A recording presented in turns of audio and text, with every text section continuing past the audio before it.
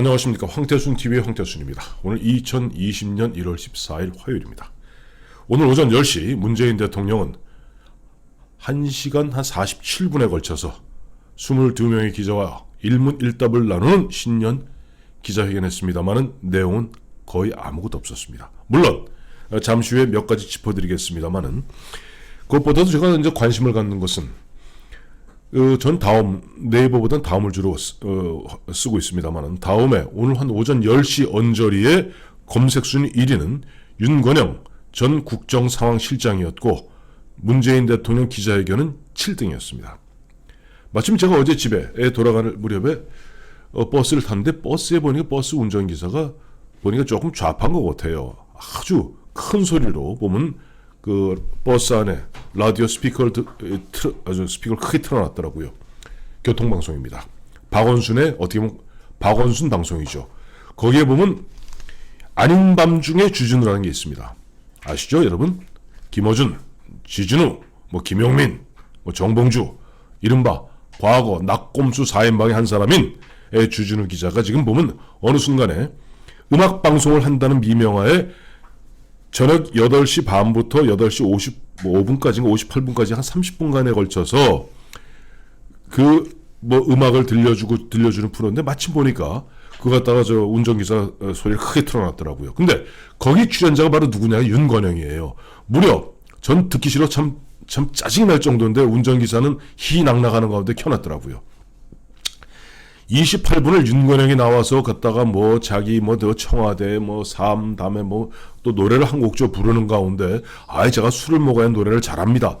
별 너스레를 다 떨고 앉았는데 그래서 그런지 몰라도 오늘 오전 한 10시 언저리에 검색순위 1위는 윤건영이었고 문제는 윤건영이 바로 저 박영선이 지역으로 가라 하고 지시했던 문재인 대통령이 그야말로 심혈을 기울여서 만든 신년 기자회견은 7위였습니다.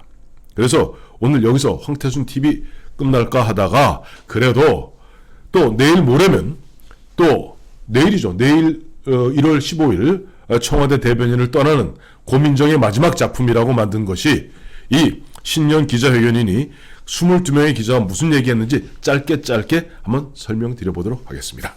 첫 번째, 이제 청와대 출입기자 간사 기자가 최중락 기자예요. 예전에 MBN 진행도 맡았죠. MBN 기자인데 그 내용은 그런저런 얘기인데 여기서 주목받는 부분은 문재인 대통령도 프롬프터 증후군이 있더라. 뭐냐니까 이제 MBN 최중락 기자 이것저것 물으니까 그 뒤에 보니까 뒤에서 카메라가 2대 있고 앞에 프롬프터가 거의 한 100인치 되는 큰 프롬프터가 2개가 보이니까 이 앞에 있는 프롬프터는요, 제가 무슨 답을 읽으려고 그러는 게 아니라, 여기 말씀하시는 기자의 이름과 질문 요지를 갖다가 적어 놓는 겁니다. 하고, 왜? 세간에 보니까, 이 양반이 답이 궁색하면 프롬프터 보고 답을 갖다 읽는다. 하는 그런 얘기 있으니까 그걸 굉장히 의식하는 듯 했고, 이 최중락 기자의 질문에 대한 답변 중에 기억나는 것은, 윤석열 검찰총장에 대해서 검찰의 권력은 여전히 막강하다 하는 식으로 어떻게 보면 대한민국 검찰에 대한 적개심을 갖다가 여과 없이 드러내고 있다는 겁니다. 그러면서 검찰의 권력은 여전히 막강한 가운데 검찰의 겸허한 자세를 요구한다 하는 그런 얘기가 참 보면 이 양반이 아직도 검찰하고 싸움이 아직 끝나지 않았구나 하는 생각이 들고, 두 번째는 이제 MBC의 임장윤 기자가 질문했는데 바로 이어서 이제 윤석열 검찰총장 직무수행에 대한 평가를 갖다가 문재인 대통령이 요구했습니다. 그러자 문재인 대통령 얘기는 검찰은 엄정하고 공정하게 수사해야 한다. 검찰은 스스로를 성찰해야 한다. 그러면서도 아직도 약간 보니까 윤석열 검찰총장과 대한민국 검찰의 기계에 대한 두려움을 갖다가 지우지 않고 있다는 대목이, 윤석열 총장은 엄정한 수사를 통해서 국민들에게 인정받고 있다 하는 부분은 이 양반이 또 늘어나요. 즉 검찰의 직무를 엄정한 수사와 공정한 수사를 이야기하면서 엄정하게 하고 있다. 근데 공정 부분을 얘기를 안 하더라고요. 그러니까 이 부분에 있어서는 좀 더 말을 잘 들어라 하는 이야기고, 세 번째는 이제 울산이 이제 주 업무 지역인 경상일보 기자가 묻습니다. 거기에 대해서 이제 울산 이른바 하명수사라고 그러죠. 하명수사에 대해서 묻고 뭐 이번에 문제되고 있는 공공병원이 보니까 요즘 이렇게 해서 이 세간의 주목을 받다 보니까 기재부가 보면 예타 면제 등등등등 이와 같은 재정적 지원에 있어서 좀 몸을 사리는 것 같다 하는 그런 질문이니까 울산 하명수사에 대해서는 수사 중인 사건에 대해 언급하는 건 부적절하다. 그리고 공공병원은 산재배 병원이 맞겠죠 하는 순간 제가 까르르 웃었습니다. 그러니까 원래 산재모 병원은 김기현 자유한국당 울산시장이 공약으로 내걸었던 것이 산재모 병원이고, 다음에 송철호 씨, 문재인의 친구 선배인 송철호 씨가 내밀었던 공약이 공공병원인데 결국 그 공공병원이 안 되니까 작년 초군요. 작년 초에 다시 산재모로 돌아왔습니다. 자, 이런 대목에 있어서 울산 하명수사, 또 황운하 당시 울산 경찰청장의 이른바 청부수사의 문제점이 여실히 함축되어 있다 하는 느낌을 지울 수가 없습니다. 네 번째는 저 서울신문의 그 여성 기자분이 이제 질문하는데, 이번에 그 법무부 장관, 추미애 법무부 장관의 고위직 인사에 대한 시각에 대해서 묻습니다. 그러니까 이 양반 다시 얼굴이 펄해져요. 그러면서 수사권은 검찰에 있지만 인사권은 대통령과 장관에게 있다. 장관의 제청에 의해서 검사들의 임면과 보직 결정은 대통령이 결정하는 것이다. 추미애 장관이 윤석열 총장에게 기회를 주지 않았느냐. 윤석열 총장도 충분히 의견을 제시할 수 있었음에도 불구하고 안 한 것은 라고 하면서 그와 같은 그 윤석열 총장이 이야기하는 인사 프로세스는 과거의 초법적 지위를 검찰이 누릴 때 잘못된 프로세스다. 그 다음 말이 가관입니다. 이제는 달라진 세상인 만큼 절차는 투명하게 이루어져야 된다. 아니, 문재인 대통령님, 절차가 투명하게 이루어졌습니까? 지금까지? 지금 문재인 정부에서 검찰 인사뿐 아니라 여타 인사가 투명하게 이루어졌습니까? 지금 이번에 정세균 국무총리 24번째 청문 보고서 채택도 없이 밀어붙이기식 어떤 식으로 검증을 거쳤는지 모르겠습니다만은 절차가 투명하게 이루어졌다는 그런 부분에서는 점차 기함졸도할 이야기입니다. 다섯 번째, 이제 여성분 기자가 이제 물었어요. 이 두 가지를 질문합니다. 하나는 이제 정세균 국무총리 협치 내각을 건의한다면 받아들일 것인가. 그 다음 문제가 굉장히 중요한 거예요. 개헌에 대해서 의지를 갖고 계시는가. 재작년에 그 개헌을 강하게 밀어붙였고 당시 조국 민정수석이 나와서 개헌안을 발표했는데 가로열고 가로닫고죠. 그러니까 뭐 이런 얘기하다가 뭐 책임 총리에 대한 생각은 변함없다 하고 이제 둘이 뭉술이 넘어가요.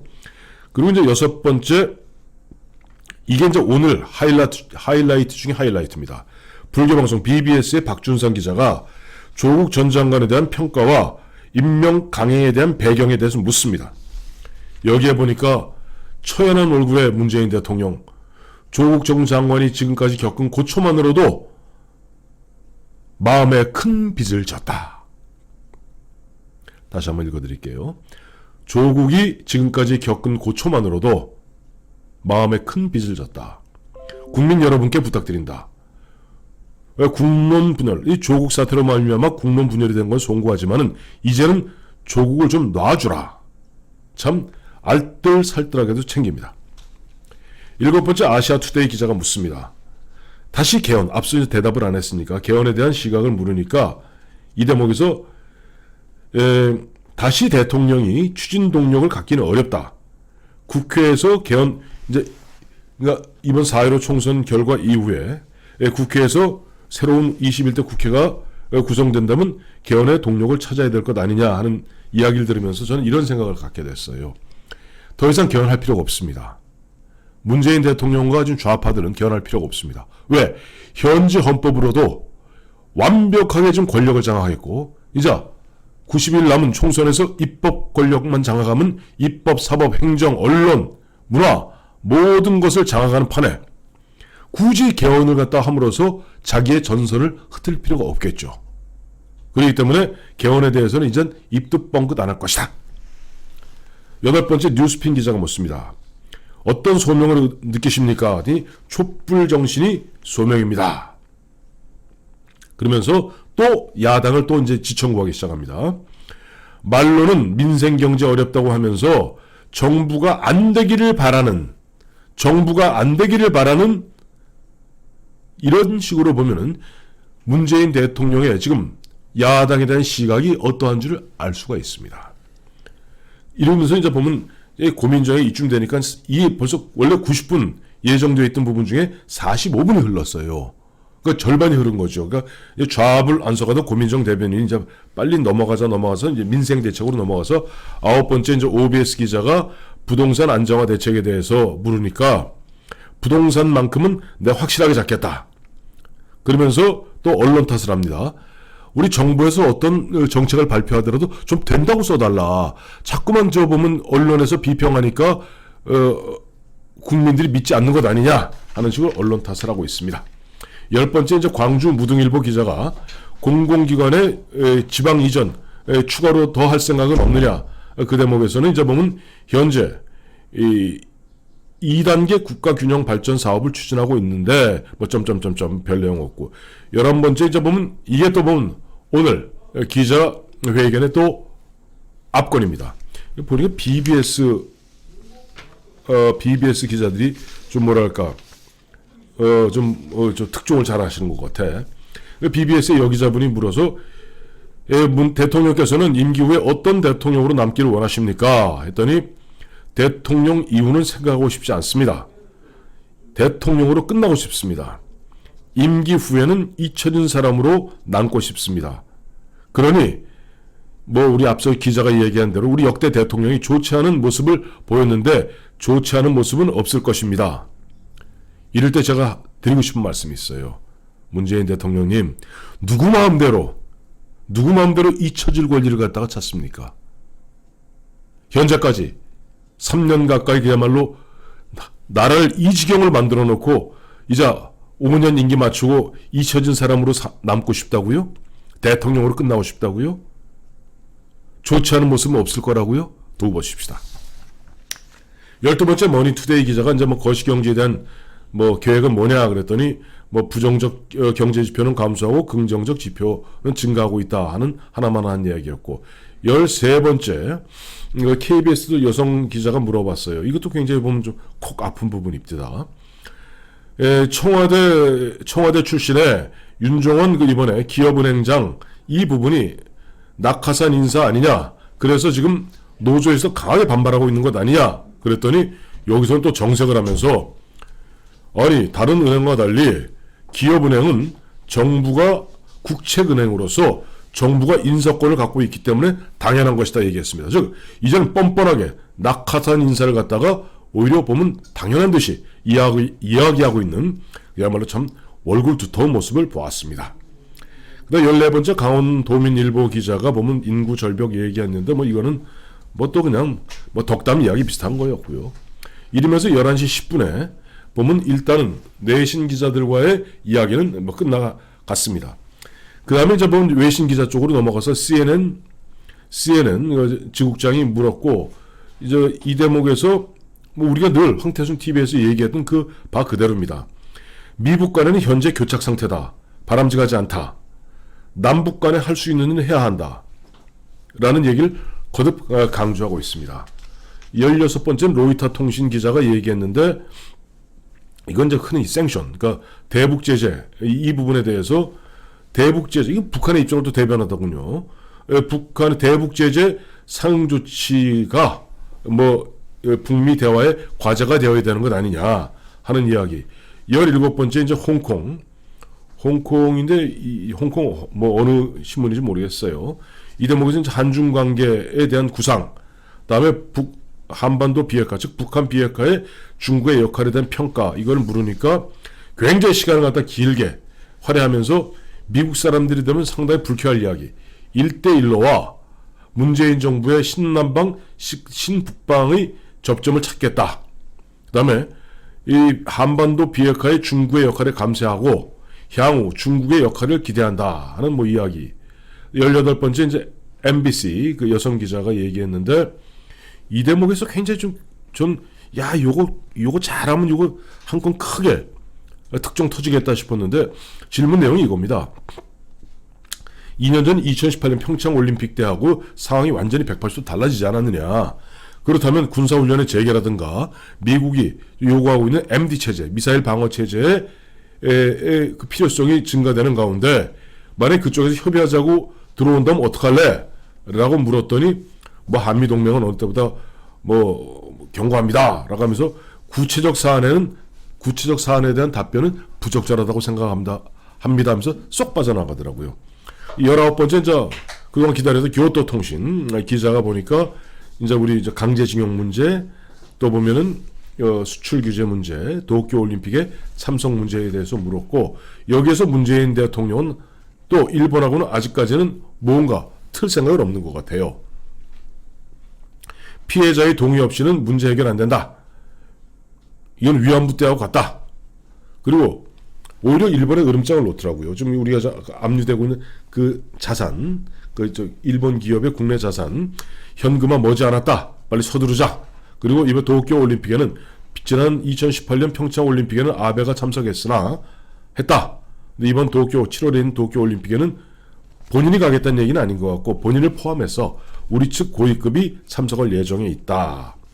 마지막 이제 20번째가 이제 연합뉴스 기자가 북한은 통미봉남인데 가능한 뭐 관계 증진 방안이 있겠는가 그랬더니 역시 또 그 얘기예요. 개별 관광은 유엔의 생션, 즉 경제 제재에 저촉되지 않는다. 그러니까 개별 관광은 열심히 다니자 이 얘기죠. 스포츠 교류, 접경 지역 협력 이게 중요하다. 뭐 이런 이야기. 그다음에 21번째 송충월 기자, 22번째 SBS 기자는 앞에 나왔던 부분에 대한 뭐 추가 질문 정도였는데 결론적으로 무려 107분에 걸쳐서 그러니까 1시간 47분에 걸쳐서 있었던 문재인 대통령의 신년 기자회견은 자기들끼리는 어마어마하게 준비한 거 많겠죠. 그러니까 참 공은 엄청 들인 것 같습니다만은 먹을 거는 하나도 없었다가 결론입니다. 감사합니다.